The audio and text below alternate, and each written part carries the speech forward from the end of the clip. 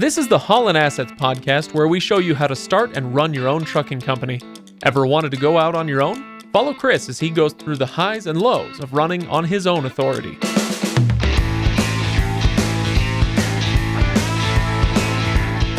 Welcome, everybody. Welcome to the Haulin Assets podcast. This is episode number 127. Today we are talking about March 2023 financials. Better late than never. I'm your host, Craig. Over there, he is Chris. How's it going, Chris? I'm doing well. How are you? I'm all right. It's we took a break from the financials, Chris, because we wanted to do the episode last week, I guess a couple weeks ago, about hiring through Facebook. And so if people haven't listened to that, if you are somebody who is in a position where you're going to be hiring drivers, definitely listen to that episode. It was a long one with a ton of good info. So there's my plug. I'll even make a little bit more of a plug to it. We've had two trucks sitting for a while. One of them was sitting from the very beginning of March through the 18th of April. Oh, so almost a month and a half. Ouch. And then the other truck was sitting from the very beginning of April to the 18th of April. So just a couple weeks. Yeah.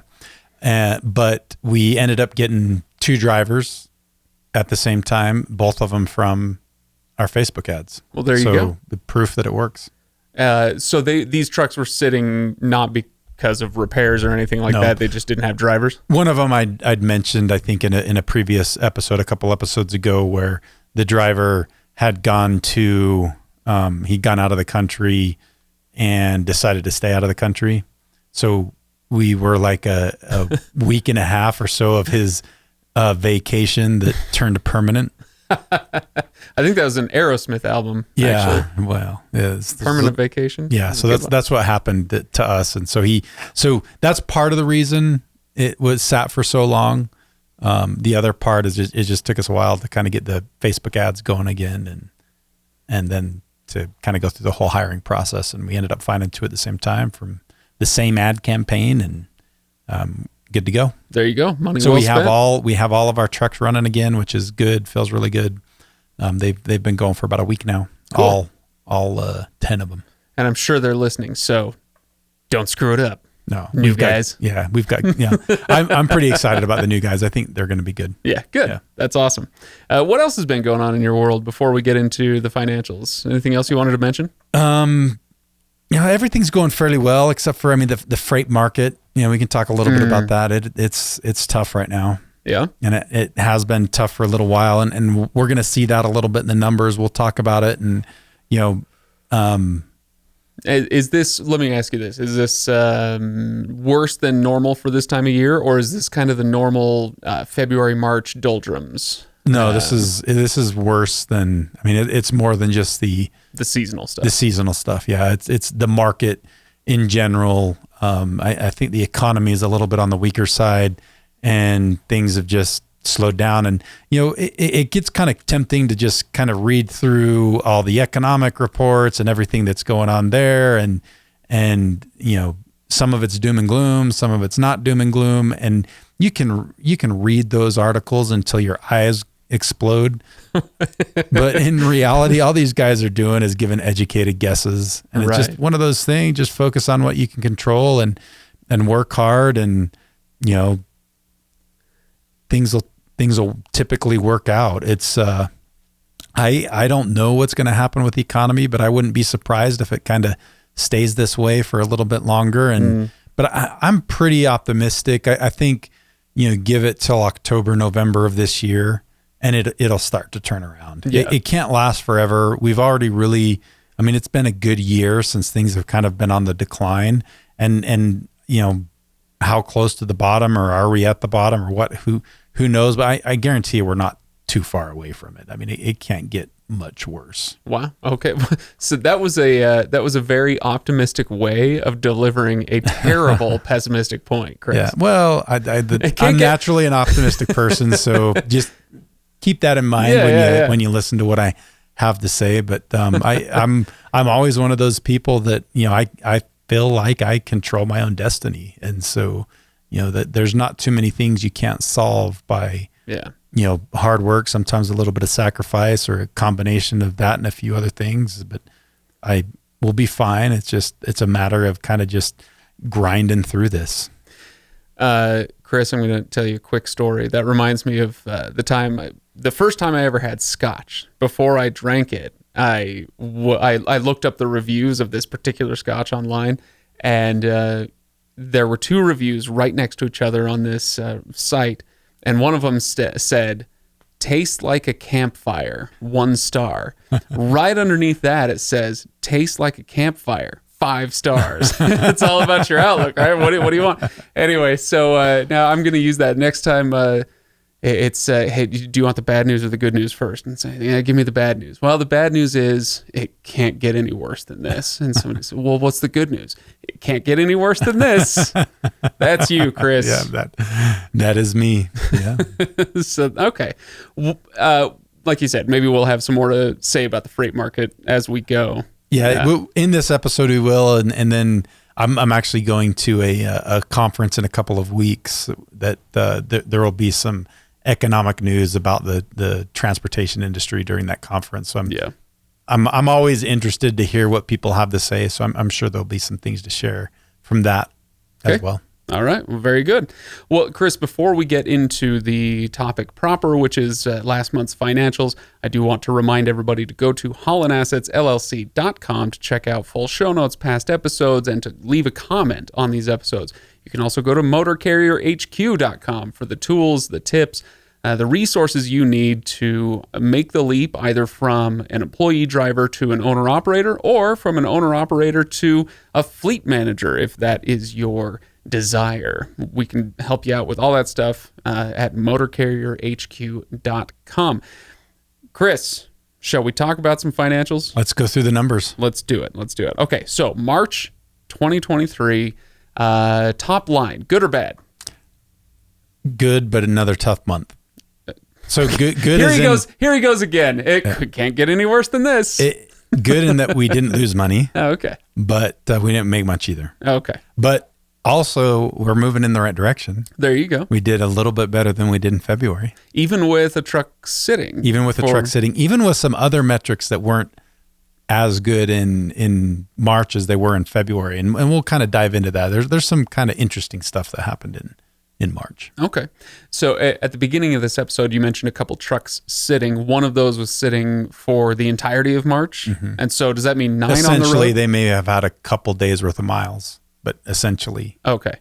So 9 on the road total, is that correct? Yeah. That's a good way to put it. Okay. All right. So with that in mind, 9 trucks on the road, how many miles run? What's our total there?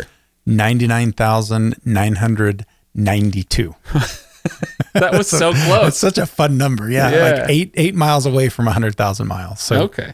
So not too bad. Yeah. If you're talking 9 trucks, that's not too bad. You know, we do have 10 trucks. So 10 truck payments, sure. 10 trailer payments. It's so you want to have all 10 on the road, but considering there were just 9, that's actually a pretty good number of miles. Yeah. If we're averaging, as a reminder to those who maybe haven't been listening since the beginning. Oh man, Chris, I can talk. I'm a professional. For those who haven't been listening since the beginning of the show, we're looking for a minimum of 10,000 miles per month per truck, preferably up toward 12 if we can get it. Yep. But 11 on average is a decent number. It is. So we're happy with that. And that's where we're at. 11,000 per 9 trucks on the road. That's pretty good. And how much of that was Deadhead? 6,736. Okay. So about 6%? Almost 6.7%. So that's creeping up a little bit, and that's kind of par for the course. When you're in a tough freight market, you typically have to drive a little further to go get loads. Yeah. So it's moving in the wrong direction. Sure. All right. So with those 99,992 miles, I don't even have to look. It's such a distinctive number. What then was the total revenue from all those trucks? $201,659. Wow. Okay. Those numbers are getting pretty big. Yeah. So that's actually, nice. I mean, it's, it seems like a big number, but if you think about it, I do math in my head quite a bit, and you think, okay, we essentially had 100,000 miles, 201,000 and change. That's pretty in revenue. That makes the all-in rate per mile, pretty easy to calculate. Which would be $2.02. Okay. That number is a little rough. That number is really rough. I remember when you were starting out on your own and you were like, I'm shooting for $1.85 for my one little solo truck. But then once Haulin Assets started picking up steam and more trucks, we wanted that number to climb up quite a bit. So that is tough. A lot has changed since those days too. Like driver pay has gone up roughly 20 cents a mile. Oh wow. So that's big. So if you just look at that, at $2.02 a mile today is more like the equivalent of $1.82, 4 years ago when Haulin Assets started. And fuel's higher too. I'm no macroeconomist, which I know will shock a lot of people, but it's true. I'm not a macroeconomist. But inflation's been a bit of a what the last couple of years, and so it actually probably is closer to $1.85 when we're talking about 202. In fact, I would say $1.85 4 years ago was probably better than 202 today. Yeah.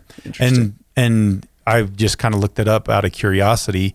I mean, guess when the last time we had a rate that bad? Low. Yeah. What are we in? March of 2023. So 2021, early 21? Early 2022 or early 2020 when COVID hit. Oh, wow. Okay. It's been that long. So the right at the onset of COVID when things kind of shut down was the last time we had a rate per mile in that range. Okay. And despite all of this, you said that Haulin Assets did make some money. Not a lot, but a little. What was the profit for this month? $9,848.55. Okay. So just shy of 10,000 rounding up, bucks. call it 10. Yeah. Okay. So that's actually, it's about $2,500 more than we did last month. Mm-hmm.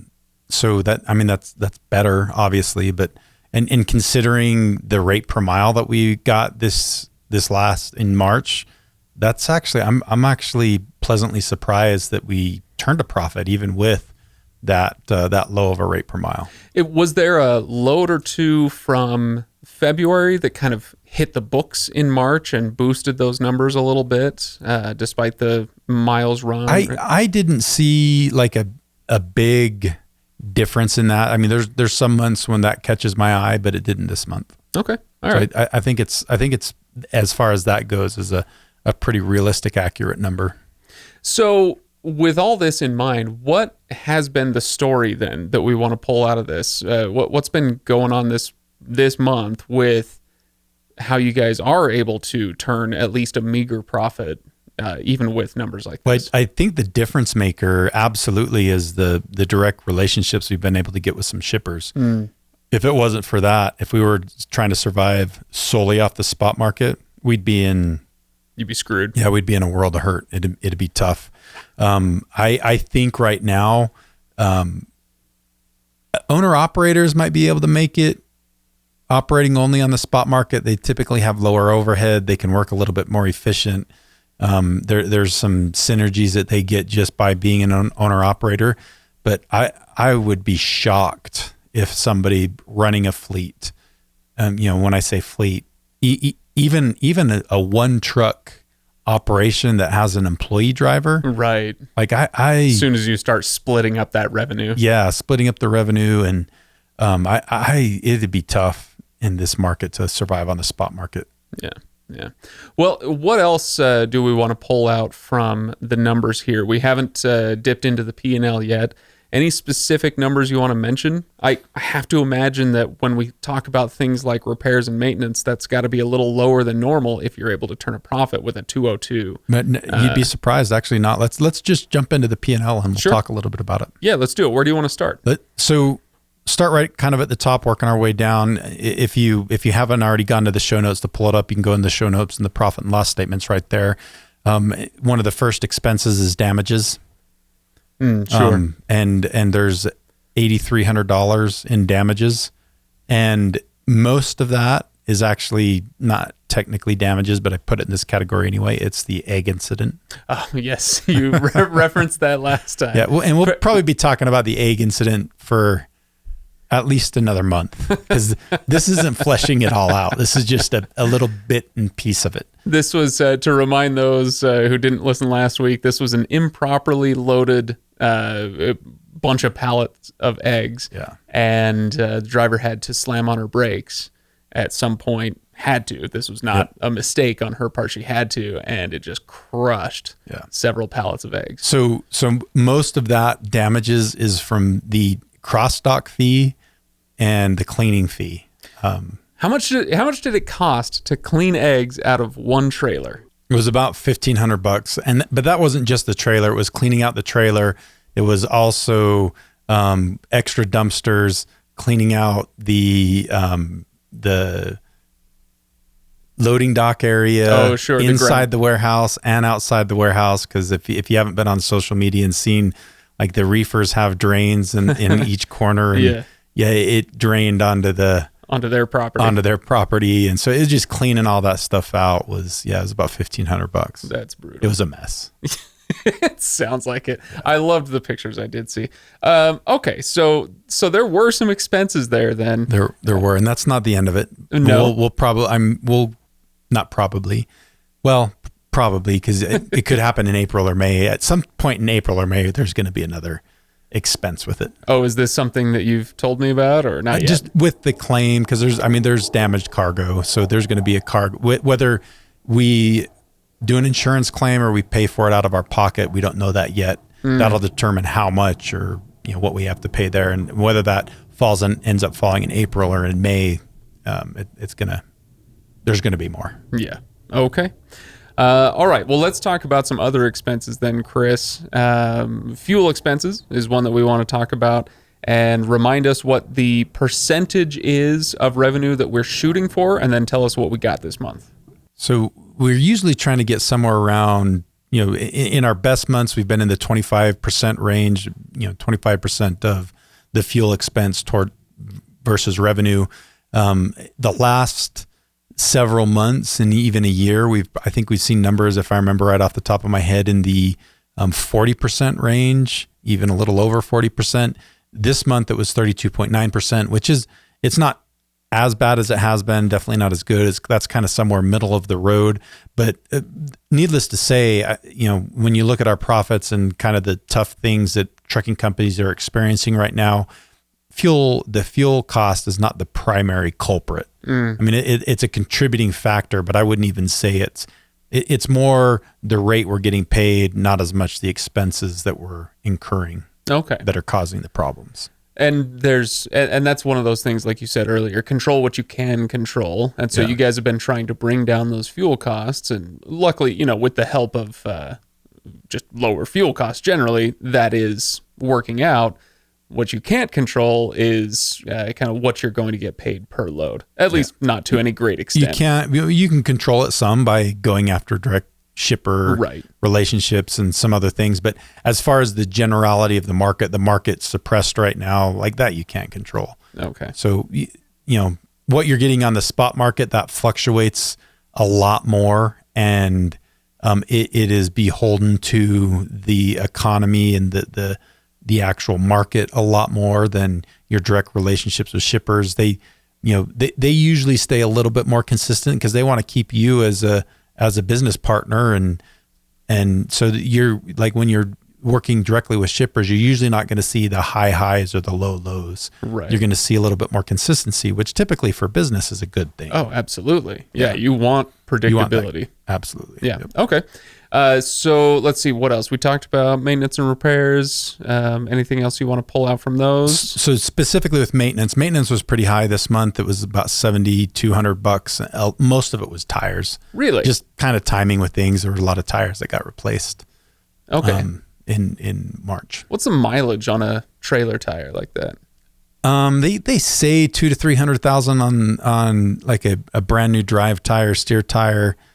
Trailer tires are they're all different, but I think if you can get 200,000, you're pretty lucky. You're doing pretty good. Yeah. So do you guys? But that's way better than what you get in a car. Like, why can't they make car tires? Don't get me started, Chris. Don't get me started. I did want to ask you, do you guys operate pretty conservatively when it comes to your tires?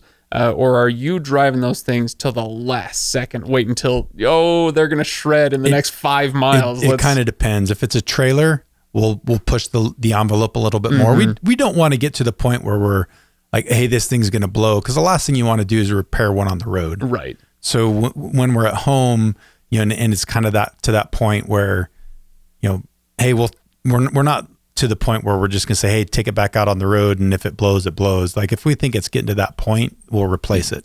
If it's a drive tire, we won't be nearly as, like, we'll typically replace that a lot sooner, especially if we're going into the winter. Yeah. But then a steer tire, you just don't even want to mess with the steer tires. Sure. If you blow a steer tire, you're screwed. Yeah. It's not a good thing. You don't want to blow a steer tire when you're barreling down the freeway. And that goes for cars too, Chris.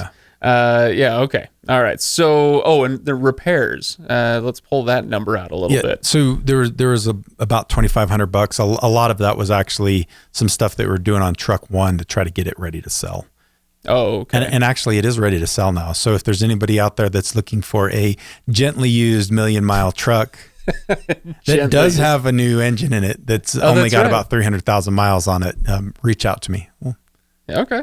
And it's, I mean, we did a whole episode on used versus new trucks. Yeah. Used trucks have got their place, Chris. So if there's anybody looking to make that leap, now might be a good time. Yep. Hint, hint, nudge, nudge, wink, wink.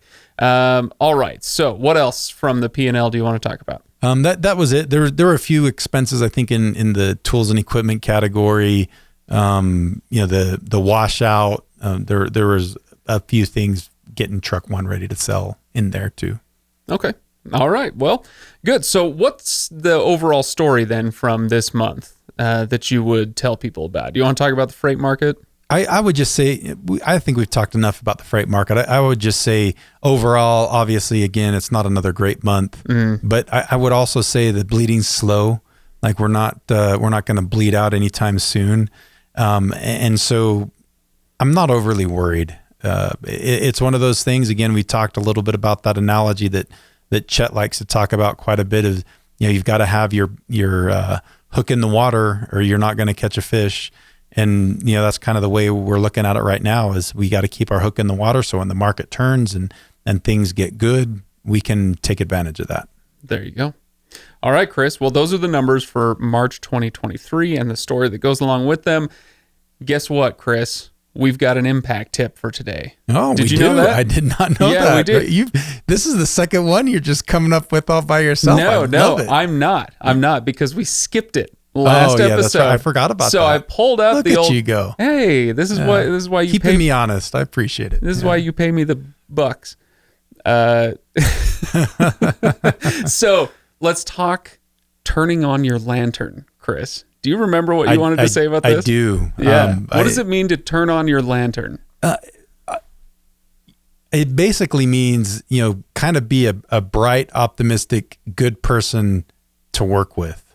Right. If you're not kind of emulating light around you and you've kind of got whether it's a dark personality or a dark side, nobody's going to want to work with you. Like be positive, be optimistic, kind of be a good example to those around you.